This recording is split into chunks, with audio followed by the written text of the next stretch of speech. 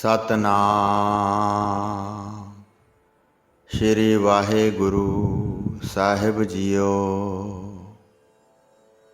ਪਰਮ ਸਨਮਾਨਿਓ ਗੁਰੂ ਰੂ ਗੁਰੂ ਖਾਲਸਾ ਸਾਧ ਸੰਗਤ ਜੀ, ਵਾਹਿਗੁਰੂ ਜੀ ਕਾ ਖਾਲਸਾ ਵਾਹਿਗੁਰੂ ਜੀ ਕੀ ਫਤਿਹ। ਰੋਵੈ ਜਨਮੇਜਾ ਖੋਏ ਗਿਆ, ਏਕੀ ਕਾਰਣ ਪਾਪੀ ਭਇਆ। ਰੋਵੈ ਸੇਖ ਮਸਾਇਕ ਪੀਰ, ਅੰਤ ਕਾਲ ਮਤ ਲਾਗੈ ਭੀੜ। ਰੋਵੈ ਰਾਜੇ ਕੰਨ ਪੜਾਏ, ਘਰ ਘਰ ਮੰਗੇ ਭੀਖਿਆ ਜਾਏ। ਰੋਵੇ ਕਿਰਪਨ ਸੰਚੇ ਧਨ ਜਾਏ, ਪੰਡਤ ਰੋਵੇ ਗਿਆਨ ਗਵਾਏ। ਬਾਲੀ ਰੋਵੈ ਨਾਹੇ ਪਤਾਰ, ਨਾਨਕ ਦੁਖੀਆ ਸਭ ਸੰਸਾਰ। ਇਹ ਪਾਵਨ ਬਚਨ ਸੱਚੇ ਪਾਤਸ਼ਾਹ ਧੰਨ ਸ਼੍ਰੀ ਗੁਰੂ ਨਾਨਕ ਦੇਵ ਸਾਹਿਬ ਜੀ ਮਹਾਰਾਜ ਜੀ ਦੇ ਪਵਿੱਤਰ ਮੁਖਾਰਬਿੰਦ ਤੋਂ ਉਚਾਰੇ ਗਏ ਹਨ। ਭਾਈ ਮਰਦਾਨੇ ਨੇ ਸ਼੍ਰੀ ਗੁਰੂ ਨਾਨਕ ਦੇਵ ਜੀ ਨੂੰ ਜਦੋਂ ਇਹਨਾਂ ਸ਼ਬਦਾਂ ਦੇ ਅਰਥਾਂ ਵਾਸਤੇ ਬੇਨਤੀ ਕੀਤੀ ਤਾਂ ਸ਼੍ਰੀ ਗੁਰੂ ਨਾਨਕ ਦੇਵ ਜੀ ਨੇ ਇਸ ਪ੍ਰਕਾਰ ਰਾਜਾ ਜਨਮੇਜੇ ਦਾ ਪ੍ਰਸੰਗ ਸੁਣਾਇਆ। ਕਵੀ ਵੇਦ ਵਿਆਸ ਇੱਕ ਦਿਨ ਰਾਜੇ ਜਨਮੇਜੇ ਦੇ ਪਾਸ ਬੈਠੇ ਸਨ। ਆਪਣੇ ਪਿਤਰਾਂ ਦੀ ਦੁਖੀ ਕਹਾਣੀ ਉਹ ਉਹਨਾਂ ਪਾਸੋਂ ਪੁੱਛਣ ਲੱਗਾ। ਯੁਧਿਸ਼ਟਰ ਨੇ ਜਦ ਜੂਆ ਖੇਡਿਆ ਜਿਸ ਕਾਰਨ ਉਹਨਾਂ ਨੇ ਵੱਡਾ ਦੁੱਖ ਪਾਇਆ, ਉਸ ਨੂੰ ਕਿਸੇ ਵੀ ਨਾ ਰੋਕਿਆ। ਜਿਹੜਾ ਧਰਮ ਵਿੱਚ ਨਿਪੁੰਨ ਸੀ ਉਹ ਕੁਕਰਮਾਂ ਵਿੱਚ ਫਸ ਗਿਆ। ਚੰਗਾ ਸੁਭਾਅ ਅਤੇ ਸਤਵਾਦੀ ਸੀ, ਉਸ ਦੀ ਇਸ ਤਰ੍ਹਾਂ ਦੀ ਬੁੱਧੀ ਕਿਵੇਂ ਹੋ ਗਈ? ਵੇਦ ਵਿਆਸ ਨੇ ਜਨਮੇਜੇ ਨੂੰ ਕਿਹਾ, ਸੁਣੋ, ਈਸ਼ਵਰ ਵੱਲੋਂ ਜੋ ਮਿਥਿਆ ਜਾਂਦਾ ਹੈ ਉਹ ਅਵਸ਼ ਹੋ ਕੇ ਰਹਿੰਦਾ ਹੈ। ਇਸ ਤੱਥ ਨੂੰ ਸੱਚ ਮੰਨੋ। ਭਾਵੇਂ ਕਰੋੜਾਂ ਉਪਾਅ ਕਰ ਲਈਏ, ਕਿੰਨਾ ਵੀ ਸਿਆਣਾ ਹੋਵੇ, ਕਿਸੇ ਤਰ੍ਹਾਂ ਵੀ ਟਾਲਿਆਂ ਟਲਦੀ ਨਹੀਂ। ਜੋ ਹੋਣੀ ਹੈ ਉਹ ਵਾਪਰ ਕੇ ਹੀ ਰਹਿਣੀ ਹੈ। ਜਨਮੇਜੇ ਨੇ ਕਿਹਾ, ਹੇ ਮੁਨੀਆਂ ਦੇ ਰਾਜੇ, ਮੇਰੀ ਗੱਲ ਸੁਣੋ। ਜੋ ਕੁਝ ਮੇਰੇ ਨਾਲ ਭਵਿੱਖ ਵਿੱਚ ਹੋਣਾ ਹੈ ਉਸ ਬਾਰੇ ਮੈਨੂੰ ਦੱਸ ਦਿਓ, ਫਿਰ ਹੋਣੀ ਕਿਵੇਂ ਹੋਣਹਾਰ ਹੋ ਜਾਏਗੀ, ਅਣਜਾਣੇ ਵਿੱਚ ਜਿਵੇਂ ਕਿਵੇਂ ਹੋ ਜਾਂਦੀ ਹੈ। ਰਿਸ਼ੀ ਵੇਦ ਵਿਆਸ ਨੇ ਕਿਹਾ, ਤੇਰੇ ਨਾਲ ਕੀ ਵਾਪਰੇਗਾ ਮੈਂ ਤੈਨੂੰ ਪਹਿਲਾਂ ਹੀ ਦੱਸ ਦਿੰਦਾ ਹਾਂ, ਉਸ ਨੂੰ ਸੁਣ ਲਓ। ਇੱਕ ਘੋੜੀ ਤੇਰੇ ਪਾਸ ਆਏਗੀ, ਉਸ ਨੂੰ ਤੂੰ ਖਰੀਦ ਕੇ ਆਪਣੇ ਘਰ ਲੈ ਜਾਏਗਾ। ਉਸ 'ਤੇ ਸਵਾਰ ਹੋ ਕੇ ਤੂੰ ਜੰਗਲ ਵਿੱਚ ਸ਼ਿਕਾਰ ਖੇਡਣ ਜਾਏਗਾ। ਇੱਕ ਵਾਰ ਦੱਖਣ ਦਿਸ਼ਾ ਵਿੱਚ ਚੱਕਰ ਲਾਵੇਂਗਾ। ਉਸ ਵਾਰ ਬਹੁਤ ਥੱਕ ਜਾਵੇਂਗਾ ਅਤੇ ਇੱਕ ਸਰੋਵਰ ਦੇ ਕਿਨਾਰੇ ਆਪਣਾ ਡੇਰਾ ਲਾਏਗਾ। ਇਕੱਲਾ ਜੰਗਲ ਵਿੱਚ ਸੋਏਗਾ। ਸਰੋਵਰ ਵਿੱਚੋਂ ਇੱਕ ਘੋੜਾ ਨਿਕਲੇਗਾ। ਤੁਹਾਡੇ ਪਾਸ ਜਿਹੜੀ ਘੋੜੀ ਹੋਵੇਗੀ, ਫਿਰ ਤੇਰੀ ਘੋੜੀ ਨਾਲ ਉਸ ਦਾ ਮੇਲ ਹੋਵੇਗਾ। ਉਹ ਘੋੜੀ ਫਿਰ ਗਰਭਵਤੀ ਹੋ ਜਾਏਗੀ ਅਤੇ ਇੱਕ ਵਛੇਰੇ ਨੂੰ ਜਨਮ ਦੇਵੇਗੀ। ਜਦ ਤੂੰ ਉਸਦੇ ਕਾਲੇ ਕੰਨ ਅਤੇ ਚੰਦਰਮਾ ਵਰਗੀ ਸੁੰਦਰਤਾ ਨੂੰ ਵੇਖੇਂਗਾ, ਉਸ ਵਾਸਤੇ ਤੂੰ ਯੱਗ ਕਰੇਂਗਾ ਅਤੇ ਬਹੁਤ ਬ੍ਰਾਹਮਣ ਤੇਰੇ ਪਾਸ ਆਉਣਗੇ। ਉੱਥੇ ਐਸਾ ਵਿਘਨ ਪਏਗਾ ਕਿ ਤੈਨੂੰ ਬਹੁਤ ਵੱਡਾ ਮਹਾਪਾਪ ਲੱਗੇਗਾ। ਬਹੁਤ ਦੁਖੀ ਹੋ ਕੇ ਤੂੰ ਮਹਾਭਾਰਤ ਦੀ ਸਾਰੀ ਕਥਾ ਸੁਣੇਗਾ। ਕਥਾ ਦੇ ਕੁਝ ਭਾਗ ਦੇ ਤੂੰ ਬਚਨ ਨਹੀਂ ਮੰਨੇਗਾ। ਇਸ ਕਰਕੇ ਕੁਝ ਦੁੱਖ ਰਹਿ ਜਾਏਗਾ, ਜਿਸ ਕਾਰਨ ਤੁਹਾਡੇ ਪ੍ਰਾਣਾਂ ਦਾ ਨਾਸ਼ ਹੋਵੇਗਾ। ਹੁਣ ਮੈਂ ਸਾਰੀ ਗੱਲ ਸਪਸ਼ਟ ਕਹਿ ਦਿੱਤੀ ਹੈ, ਪਹਿਲਾਂ ਹੀ ਤੈਨੂੰ ਸਾਰੀ ਭਵਿੱਖਬਾਣੀ ਦੱਸ ਦਿੱਤੀ ਹੈ। ਹੁਣ ਤੁਹਾਨੂੰ ਖਿਆਲ ਰੱਖਣਾ ਚਾਹੀਦਾ ਹੈ ਅਤੇ ਪੂਰੀ ਖਬਰਦਾਰੀ ਰੱਖਣੀ ਚਾਹੀਦੀ ਹੈ। ਇਹ ਸੁਣ ਕੇ ਰਾਜਾ ਬੜਾ ਹੈਰਾਨ ਹੋਇਆ ਤੇ ਘੋੜਿਆਂ ਨੂੰ ਖਰੀਦਣਾ ਵੇਚਣਾ ਹੀ ਛੱਡ ਦਿੱਤਾ। ਕਾਰਨ ਦਾ ਮੁੱਢ ਹੀ ਨਾ ਹੋਣ ਤੇ ਕਿਵੇਂ ਕੋਈ ਘਟਨਾ ਵਾਪਰ ਸਕਦੀ ਹੈ? ਜੇ ਕੋਈ ਬੀਜ ਹੀ ਨਹੀਂ ਬੀਜੇਗਾ ਤਾਂ ਫਿਰ ਕੰਡਿਆਂ ਨਾਲ ਕੰਡਿਆਲੀ ਨੂੰ ਕਿਉਂ ਦੁੱਖ ਹੋਵੇਗਾ? ਇਸ ਤਰ੍ਹਾਂ ਹੱਠ ਕਰਕੇ ਬਹੁਤ ਸਮੇਂ ਤੱਕ ਦ੍ਰਿੜ ਰਿਹਾ। ਰਾਜੇ ਨੇ ਕਾਫੀ ਸਮਾਂ ਇਸ ਤਰ੍ਹਾਂ ਹੀ ਬਤੀਤ ਕੀਤਾ। ਜੇ ਕੋਈ ਫੌਜੀ ਘੋੜਾ ਮਰ ਜਾਂਦਾ ਸੀ ਤਾਂ ਕੋਈ ਹੋਰ ਘੋੜਾ ਖਰੀਦ ਕੇ ਨਾਲ ਨਹੀਂ ਰਲਾਉਂਦਾ ਸੀ।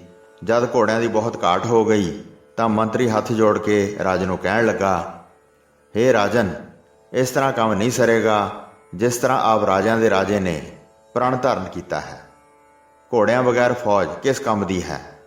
ਪੈਰਾਂ ਤੋਂ ਬਗੈਰ ਜਿਵੇਂ ਸ਼ੇਰਨੀ ਹੋਵੇ। ਸੈਨਾ ਵਾਸਤੇ ਘੋੜੇ ਖਰੀਦੋ। ਹੇ ਵਿਸ਼ੇਸ਼ ਨੀਤੀ ਦੇ ਘਰ ਰਾਜਨ, ਤੁਸੀਂ ਆਪ ਘੋੜਿਆਂ 'ਤੇ ਨਾ ਚੜ੍ਹੋ, ਦੇਸ਼ਾਂ ਵਿਦੇਸ਼ਾਂ ਤੋਂ ਵਪਾਰੀ ਆਉਂਦੇ ਹਨ, ਤੁਹਾਡਾ ਨਾਂ ਅਤੇ ਸ੍ਰੇਸ਼ਟ ਜਸ ਸੁਣ ਕੇ ਤੁਹਾਡੇ ਪਾਸ ਲਿਆਉਂਦੇ ਹਨ। ਉਹ ਸਾਰੇ ਨਿਰਾਸ਼ ਹੋ ਕੇ ਵਾਪਸ ਚਲੇ ਜਾਂਦੇ ਹਨ। ਖੁਸ਼ੀ ਰਹਿਤ ਹੋ ਕੇ ਉਹ ਤੁਹਾਡੀ ਨਿੰਦਿਆ ਕਰਦੇ ਹਨ। ਰਾਜੇ ਨੇ ਮੰਤਰੀ ਦੇ ਬਚਨ ਸੁਣ ਕੇ ਸਮਝ ਲਿਆ ਕਿ ਸਿਆਣੇ ਮੰਤਰੀ ਨੇ ਸੱਚ ਹੀ ਕਿਹਾ ਹੈ। ਸਾਡੇ ਵਰਗੇ ਰਾਜੇ ਵੀ ਜੇ ਘੋੜੇ ਨਹੀਂ ਲੈਣਗੇ ਤਾਂ ਫਿਰ ਕਿਸ ਨਾਲ ਜਾ ਕੇ ਵਪਾਰ ਕਰਨਗੇ। ਵੇਦ ਵਿਆਸ ਨੇ ਕਿਹਾ ਹੈ ਕਿ ਘੋੜੀ ਨਾ ਖਰੀਦੋ ਅਤੇ ਉਸ ਉੱਤੇ ਚੜ੍ਹ ਕੇ ਕਿਤੇ ਬਾਹਰ ਫਿਰ ਨਾ ਜਾਓ। ਇਸ ਲਈ ਇਸ ਤਰ੍ਹਾਂ ਹਿਰਦੇ ਵਿੱਚ ਧਾਰਨ ਕਰਕੇ ਘੋੜੀ ਨਹੀਂ ਖਰੀਦਾਂਗੇ। ਘੋੜੇ ਖਰੀਦਣ ਬਾਰੇ ਵਿਚਾਰ ਕੀਤਾ। ਫਿਰ ਘੋੜੇ ਖਰੀਦਣ ਲੱਗਾ। ਧਨ ਦੇ ਕੇ ਹਰਨਾਂ ਵਰਗੇ ਸੁੰਦਰ ਘੋੜੇ ਖਰੀਦ ਰਿਹਾ ਸੀ। ਇੱਕ ਵਾਰ ਇੱਕ ਸੁਦਾਗਰ ਆਇਆ। ਉਸਦੇ ਪਾਸ ਇੱਕ ਬੜੀ ਚੰਚਲ ਘੋੜੀ ਸੀ। ਜਦ ਰਾਜੇ ਨੂੰ ਲਿਆ ਕੇ ਉਹ ਘੋੜੀ ਵਿਖਾਈ ਗਈ ਤਾਂ ਮਨੁੱਖ ਉਸਦੇ ਗੁਣਾਂ ਨੂੰ ਵੇਖ ਕੇ ਰੀਝ ਪਏ। ਰਾਜੇ ਪਾਸ ਆ ਕੇ ਇਸ ਤਰ੍ਹਾਂ ਕਹਿਣ ਲੱਗੇ, ਇਹ ਘੋੜੀ ਤੁਹਾਡੇ ਵਾਸਤੇ ਬਹੁਤ ਢੁਕਵੀਂ ਹੈ। ਇਸ ਨੂੰ ਲੈ ਕੇ ਆਪਣੇ ਪਾਸ ਰੱਖੋ ਤਾਂ ਕਿ ਇਹ ਵਛੇਰਿਆਂ ਨੂੰ ਜਨਮ ਦੇਵੇ। ਇਸ ਵਿੱਚ ਅਤ ਸੁੰਦਰ ਗੁਣ ਹਨ। ਜੇ ਤੁਹਾਡੇ ਵਾਸਤੇ ਇਸ 'ਤੇ ਚੜ੍ਹਨਾ ਹੋਵੇ ਤਾਂ ਇਹ ਮਨ ਵਿੱਚ ਧਾਰ ਲਓ ਕਿ ਘੋੜੀ ਉੱਤੇ ਨਾ ਚੜ੍ਹੋ। ਇਸ ਪ੍ਰਕਾਰ ਉਸ ਦੀ ਗੱਲ ਸੁਣ ਕੇ ਰਾਜੇ ਨੇ ਘੋੜੀ ਖਰੀਦਣ ਦਾ ਮਨ ਬਣਾ ਲਿਆ।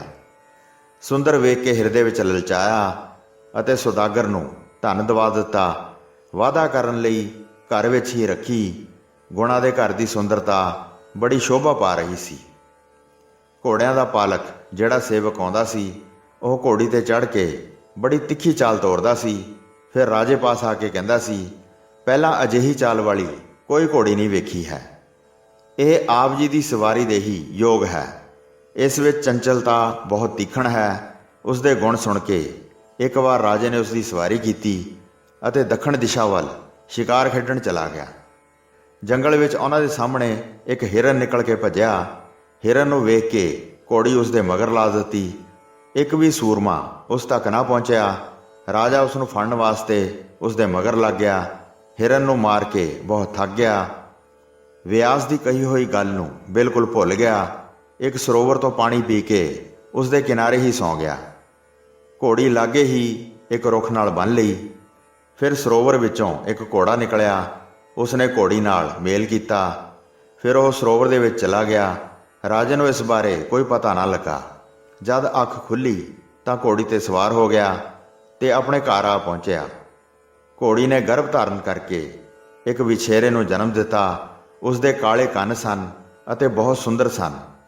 ਸਾਰਿਆਂ ਨੇ ਰਾਜੇ ਨੂੰ ਸਲਾਹ ਦਿੱਤੀ, ਯੱਗ ਵਾਸਤੇ ਐਸਾ ਸੁੰਦਰ ਘੋੜਾ ਪੈਦਾ ਹੋਇਆ ਹੈ। ਯੱਗ ਕਰੋ, ਤੁਹਾਡਾ ਬਹੁਤ ਵੱਡਾ ਜਸ ਹੋਵੇਗਾ, ਜਿਸ ਤੋਂ ਬਹੁਤ ਵੱਡਾ ਪੁੰਨ ਫਲ ਪ੍ਰਾਪਤ ਹੋਵੇਗਾ। ਜਦ ਸਾਰਿਆਂ ਨੇ ਕਿਹਾ ਤਾਂ ਰਾਜਾ ਵੀ ਮੰਨ ਗਿਆ ਅਤੇ ਵਿਆਸ ਦੀ ਕਹੀ ਹੋਈ ਗੱਲ ਹਿਰਦੇ ਵਿੱਚੋਂ ਵਿਸਰ ਗਈ। ਯੱਗ ਨੂੰ ਉਸੇ ਸਮੇਂ ਆਰੰਭ ਕਰ ਦਿੱਤਾ ਅਤੇ ਚੜ੍ਹਾਈ ਕਰਕੇ ਸਭ ਰਾਜੇ ਜਿੱਤ ਲਏ। ਕਈ ਪ੍ਰਕਾਰ ਦੇ ਭੋਜਨ ਤਿਆਰ ਕਰਵਾਏ ਅਤੇ ਬਹੁਤ ਬ੍ਰਾਹਮਣ ਬੁਲਾਏ ਗਏ। ਆਪਣੀ ਰਾਣੀ, ਜਿਸ ਨੇ ਪਤਲੇ ਵਸਤਰ ਪਹਿਨੇ ਹੋਏ ਸਨ, ਸੰਗ ਲੈ ਕੇ ਬ੍ਰਾਹਮਣਾਂ ਨੂੰ ਦਾਨ ਦੇਣ ਵਾਸਤੇ ਚੱਲ ਪਿਆ। ਜਦ ਬ੍ਰਾਹਮਣਾਂ ਦੇ ਸਮੂਹ ਵਿੱਚ ਪਹੁੰਚੇ, ਹਵਾ ਵਗਣ ਕਰਕੇ ਰਾਣੀ ਦਾ ਵਸਤਰ ਉੱਚਾ ਹੋ ਗਿਆ, ਜਿਸ ਨਾਲ ਉਸ ਦੇ ਸਰੀਰ ਦੇ ਅੰਗ ਨਗਨ ਹੋ ਗਏ। ਜਦ ਬ੍ਰਾਹਮਣਾਂ ਨੇ ਉਸ ਸਮੇਂ ਰਾਣੀ ਦੇ ਨੰਗੇ ਅੰਗ ਵੇਖੇ ਤਾਂ ਸਾਰੇ ਬ੍ਰਾਹਮਣ ਉੱਚੀ ਉੱਚੀ ਹੱਸ ਪਏ। ਬ੍ਰਾਹਮਣਾਂ ਨੂੰ ਹੱਸਦਾ ਵੇਖ ਰਾਜਾ ਦਿਲ ਵਿੱਚ ਬਹੁਤ ਗੁੱਸੇ ਵਿੱਚ ਭਰ ਗਿਆ ਅਤੇ ਉਚਿਤ ਜਾਂ ਅਨੁਚਿਤ ਕੁਝ ਵੀ ਨਾ ਵਿਚਾਰਿਆ।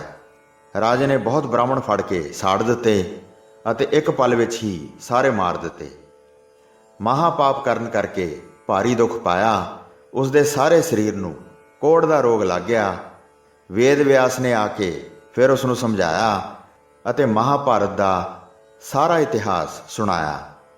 ਜਦ ਵੇਦ ਵਿਆਸ ਨੇ ਭੀਮ ਦਾ ਇਤਿਹਾਸ ਸੁਣਾਇਆ ਕਿ ਉਸਨੇ ਹਾਥੀਆਂ ਨੂੰ ਫੜ ਫੜ ਕੇ ਉੱਪਰ ਆਕਾਸ਼ ਵਿੱਚ ਸੁੱਟ ਦਿੱਤਾ ਸੀ ਅਤੇ ਉਹ ਹਾਥੀ ਹਲੇ ਤੱਕ ਉੱਪਰ ਹੀ ਭਟਕਦੇ ਫਿਰਦੇ ਹਨ, ਫਿਰ ਦੁਬਾਰਾ ਧਰਤੀ 'ਤੇ ਆ ਕੇ ਨਹੀਂ ਡਿੱਗੇ। ਇਹ ਸੁਣ ਕੇ ਰਾਜੇ ਨੇ ਇਸ ਗੱਲ ਨੂੰ ਨਾ ਮੰਨਿਆ। ਜਾਣਨ ਤੋਂ ਬਗੈਰ ਨੱਕ ਚੜ੍ਹਾ ਕੇ ਬੈਠ ਗਿਆ। ਮੰਤਰਾਂ ਦੀ ਸ਼ਕਤੀ ਨਾਲ ਵੇਦ ਵਿਆਸ ਨੇ ਉਹ ਹਾਥੀ ਉਤਾਰੇ ਅਤੇ ਸਭਾ ਵਿੱਚ ਸਭ ਨੂੰ ਵਿਖਾਏ। ਤਦ ਕੋਹੜ ਦਾ ਰੋਗ ਨੱਕ ਵਿੱਚ ਰਹਿ ਗਿਆ। ਜਨਮੇਜਾ ਦੁਖੀ ਹੋ ਕੇ ਬਹੁਤ ਰੋਇਆ। ਉਸ ਕਰਕੇ ਤਨ ਤੋਂ ਪ੍ਰਾਣ ਛੁੱਟ ਗਏ। ਤਦ ਉਹ ਪਰਲੋਕ ਚਲਾ ਗਿਆ। ਇਸ ਜੱਗ ਵਿੱਚ ਕੇਵਲ ਗਿਆਨੀ ਹੀ ਆਨੰਦ ਵਿੱਚ ਰਹਿੰਦੇ ਹਨ। ਬਾਕੀ ਸਾਰੀ ਸ੍ਰਿਸ਼ਟੀ ਮਹਾਨ ਦੁੱਖ ਪਾਉਂਦੀ ਹੈ। ਜਿੰਨੇ ਵੀ ਪੀਰ, ਸ਼ੇਖ ਅਤੇ ਮਸਾਇਕ ਹਨ, ਕਾਲ ਤੋਂ ਡਰਦੇ ਰੋਂਦੇ ਹਨ। ਰਾਜਾ ਗੋਪੀ ਚੰਦ ਭਰਥਰੀ ਕੰਨ ਪੜਵਾ ਕੇ ਰੋਇਆ।